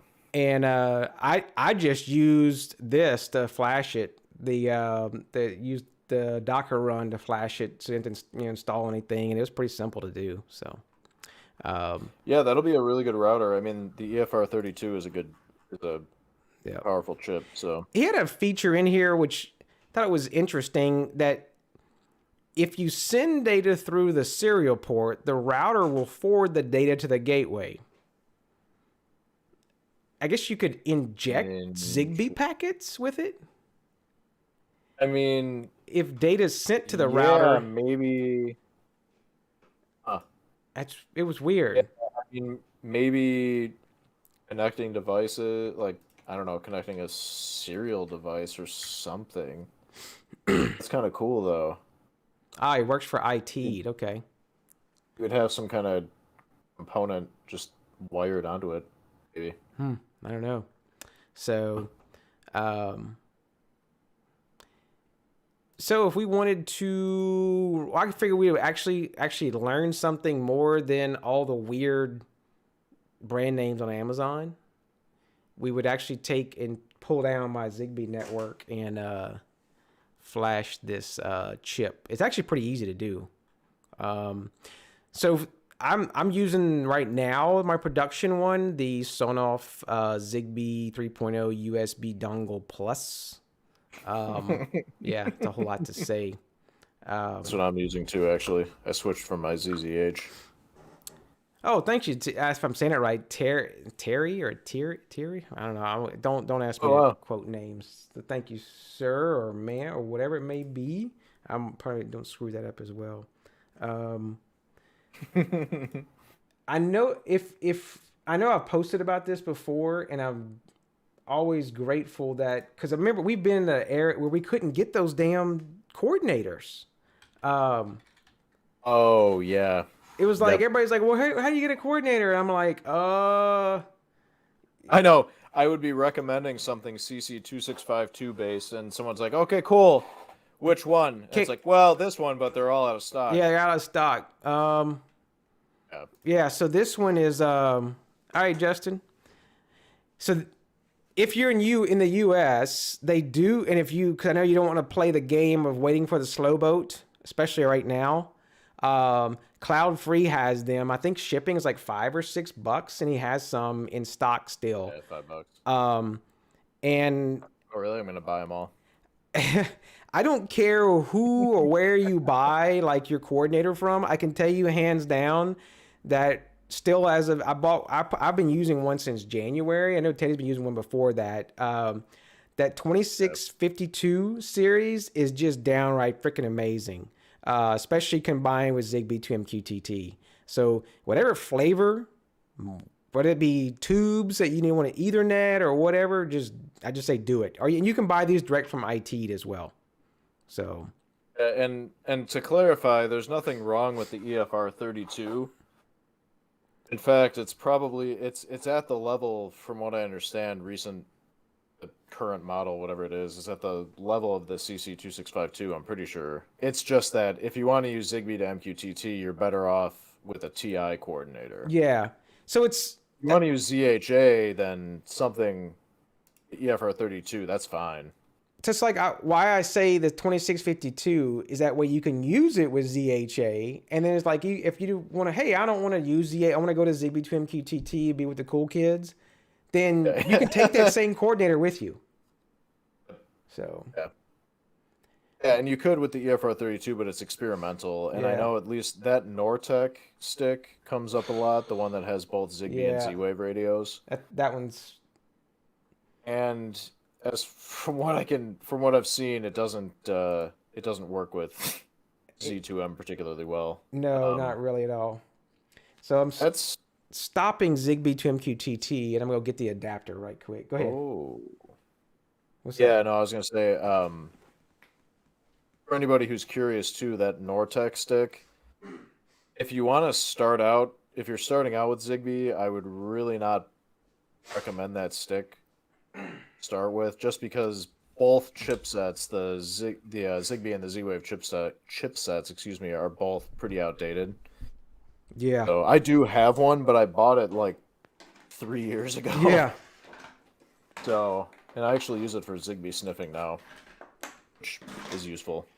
So to upgrade this, you do need to, unfortunately, you do need to pull the case off of it. I did have the initial run of these, and they had a RF shield. I guess it didn't pass. And so then they said, hey, let's just do an RF shield plus the this cool looking case that looks like a heat sink, but it's actually doesn't even touch the chip. But I don't think this thing doesn't get hot at all. Yeah, it doesn't. So, but it's just Phillips screws, and you do need to remove the antenna. And like this same procedure can be pretty much done with all the other ones. But it's just the, let's see, let me zoom in. And enhance, right? Enhance. So there's these little, what you're needing to get to are these little buttons here. Now the interesting thing about this one, it does have there's a hardware flow control thing. I haven't messed with that yet. I know there's some different firmware for it, but I just wasn't going to do it except when I had time to really mess with my Zigbee network. I don't know what the benefit would be being USB. It may be more stable because it's hardware flow control, but I don't know. I don't have any problems with it right now. So, but why I'm upgrading it, I don't know. So yeah, I'm not entirely convinced flow control is really necessary, but I don't know. Now, maybe there are some differences. The RF person in me from way back, and they may have something in here. I don't like to power up transmitters without an antenna on it. So I'll put the antenna back on it before I plug it back in to USB to upgrade it. I think it might be okay if a network hasn't been provisioned yet, but yeah, I mean, you might as well. Yeah, it's just a habit for me. That's... Oh, look at that. Let me turn this off. So, but you do need to hold down the boot button on it and then turn on and plug it in. But see, I've got a little USB switch, so I'll just turn it on. I should have bought one of those years ago. Yes. It is so nice. It's one of those things that's like, holy hell, like, why did I not buy this before? It's a game changer. Yeah. Let's see. What was it? They were like, was it like USB data switch cable or something? Yeah, you got to be careful you don't get one of those cables that's power only. Those shouldn't even exist. Yeah, see, you gotta make sure it says data with it or something like that. Yeah. Yep. See, like here's one that says cable matters. They're like $12. Yeah. I out of all the crap I have flashed, I'm like, oh yeah, I don't need that or whatever. I will say the only way they could make this device better is if they made a foot pedal with it, where you could do it with your foot. That's what somebody commented actually. It said USB foot switch for the win. Yeah. Sorry. I was just grabbing the link. Sorry. Zoom right. Yeah. So yeah, it's just a switch with a USB cable. It's something so simple. So brilliant. Yeah. It looks like a different one, but yeah, that's the same idea. So Or is that the one you have? I have a slightly different one that I thought I saw you had too. Yeah, I did. Okay, so we need the launchpad zip. Yeah, launchpad zip. We'll download that one and see if we can blow up my Zigbee network while we're live, right? This is the 1207 firmware today. All right. So if you want to flash this, there's this smart RF flash programmer. And I guess I think I gotta I heard it drop. I may have to put it back in boot mode. I think you gotta have the thing. There are some other, for the Linux folks, there are some other apps. Yeah, I use the I forget what it's called, but it's just command line, and it's easy to use. Yep. So this one, I know you got to pick. It's gonna be off my screen, and it won't let me shrink it. Yeah, you got to pick here, and then you do 2652p. And then the thing I see people mess up is make sure erase, program, and verify are checked. Do not do the disable bootloader. That'd be bad. Oh, jeez. Why is that an option? I don't know. Well, I guess if it's a finished device, maybe. Let's see. I guess commercial use. You don't want, yeah, I don't know. All right, so we got the hex here, and then we'll hit the right button and see if we get it to go. Oh. Yeah, on Linux, I use... I bet you it does not like my cable. Because it just flat out crashed on me. You get a power-only cable? No, I don't know, because that's an extension cable, the extension cable. If I can... Oh, do you have that switch cable plugged into an extension? Yeah. Oh, okay. Yeah, that could do it. Well, if I can push the button. Those on Linux, I've had good luck flashing multiple Zigbee adapters with CC2538 BSL. Yeah, that's it. Yep. Just a Python program. It works well. It is command line, but it's easy. Anybody who might be not familiar. Let's see. Hopefully it'll go through this time. Unable to open COM18. Why? Oh, Windows. Yeah, I guess so. Am I hitting the right button? I don't know. Maybe it just doesn't like me. I flashed this the other day. Oh, yeah.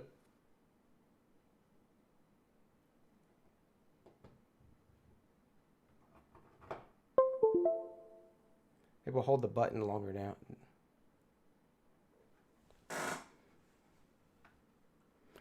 Or maybe too much USB on the... It seems like it's dropping out and coming back. Have you changed your USB port fluid lately? I don't know, man. What the hell? Why is it doing that? I've never tried to flash one while during OBS. We could just flash it with the thing, but I was hoping to do something quick, and I'm kind of running out of time. Yeah, you know, I get double time in about 6 minutes, you know, right? Mm-hmm. That's it.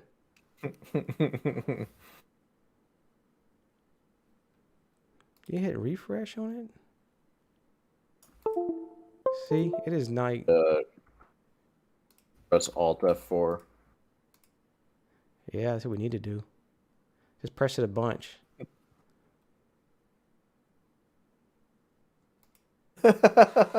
Sir, good enough. Delete Windows and load. Oh, maybe. Oh, success. Flash stick. Oh. All right. Soldering the ESP32. All right, let's see if we can put this thing back together, and then we'll see if it starts up with it and dies. So just don't flash the chip while you're trying to do a live stream at the same time. That's a thing we learned today. Also, one important note for upgrading firmware on your Zigbee adapter, or flashing it in the first place if it doesn't come pre-flashed. Definitely make sure you flash the right firmware, otherwise you could disable the bootloader. Yep. And then you'd have to flash via serial. Well, before anybody corrects me, I know USB is serial, but you know what I mean. Via pins. Yeah. Yeah, the only thing what's in this case is you can't see the LED on it. Yeah, that's kind of a bummer, but whatever.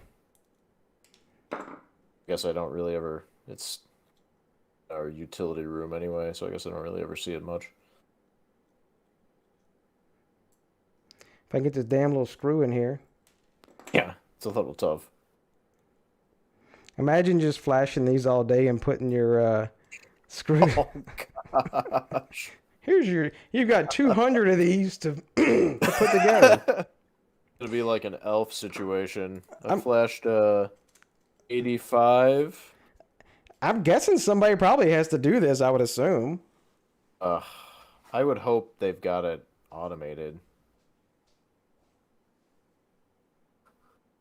Also, speaking of which, my wife and I just watched Elf again for like the 50th time last night. That movie never gets old. Nope.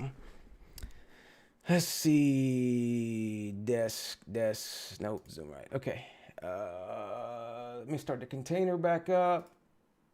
Yeah, so if you do, make sure you do stop any services that are using that. It's kind of a given, but I think it dies anyway real fast. Zigbee Z2M? Yeah. Yeah, it basically crashes and then it doesn't restart. That is the one thing, too, that I've discovered. I wish, even if your restart policy for the container is always or unless stopped, Yeah. Z2M won't restart if you unplug the adapter and plug it back in. It just says, oh, no adapter. I'm done. Then you have to manually restart it. Is it not starting, or is it just the log stuck? Or is it I'm being impatient? It can. I have discovered if you upgrade the firmware, restart Z2M, sometimes it does not start up the first time. Or even the second time. I thought I was going to need to change my pants when I had to restart it 3 times before it finally worked. I was just being impatient. Oh yeah, there you go. See settings. Did the page lock up?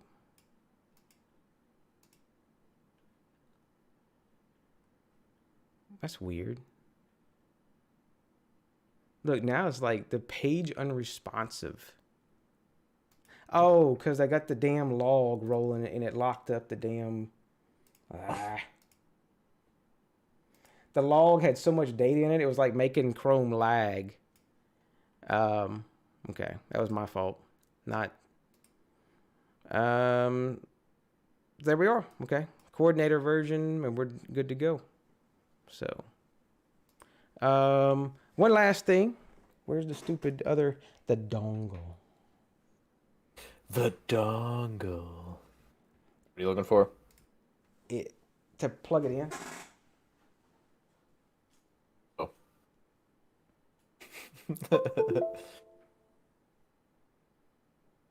Ooh, yeah.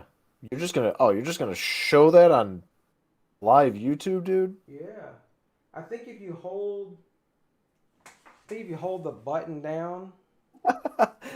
Pinch off the log. What's that? Somebody commented, pinch off the log. Yeah. Crimp it off. Yeah, so on that firmware, if it blinks the LED when it's trying to join. Oh, okay. And you hold down the boot button for 5 seconds. Uh-huh. Yeah, there we can see it. And let's hit permit join and see if it joins. And then it should go solid. Look, there we got an interview. Oh, it's unsupported. But it went solid. It went solid. Yeah. Oh, because it'll pair. Z2M can pair with pretty much anything. It's even if it's not supported. Yeah, it comes up UT02. And just doesn't know what it is. It's unsupported. But I wonder if it'll still route, though, you think? It should. That's a really good question. I'm not entirely sure. We'll see. I mean, it might show up on the map, but I don't know if it might not have grabbed it. Child might not have rerouted right away. Nah, look, it's here. It is. It's showing. There's no battery stuff on it, but it's showing it is routing some stuff. So, there you go. Hey. Really? UT dongle. UT UTI. I mean, what? UT dongle, huh? Okay. Excellent. So I'm sure we'll. That's probably just an easy put in there because there's no entities or nothing to it really except like the signal. So I'm sure that. Yeah, I mean you don't. Yeah, you don't need much as far as a converter there. So yeah, I'm surprised. Yeah. So.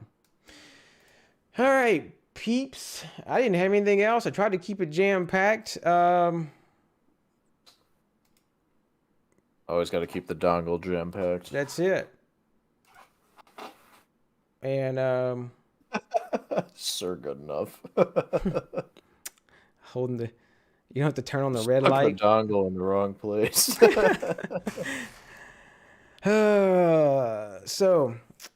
So many. Just so many. When it has the no monetization, I won't get my $1.50. I'm gonna blame everybody. So That's all right. I'll Venmo you. yeah. And they'll charge me another 50 cents for that or something, I'm sure. Right? I don't know.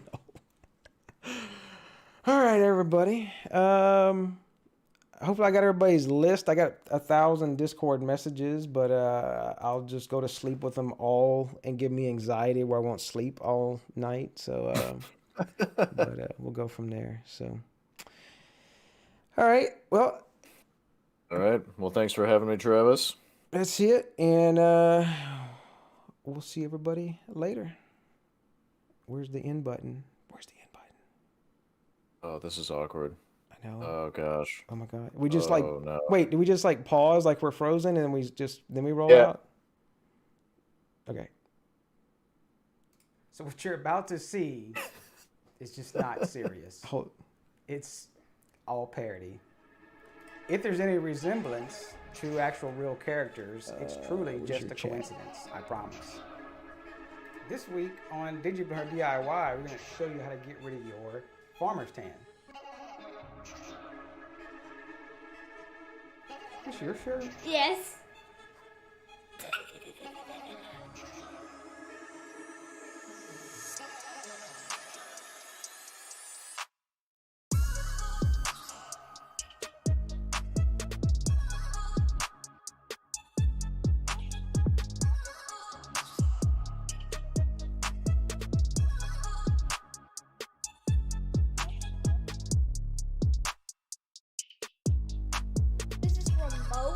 We use this remote to transport the.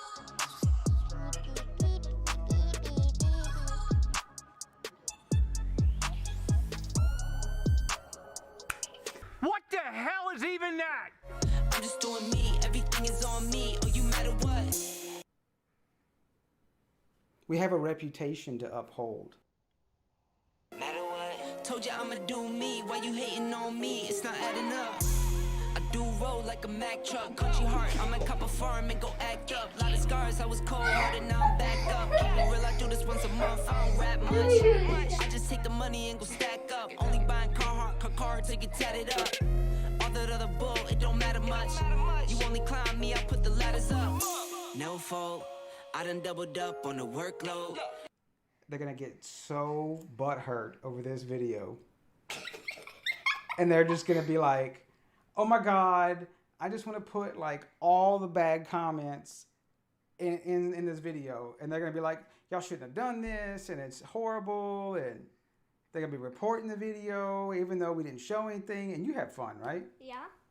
And please don't call the cops. They call the cops for what? We didn't do anything. Like this bad video. Told you I'ma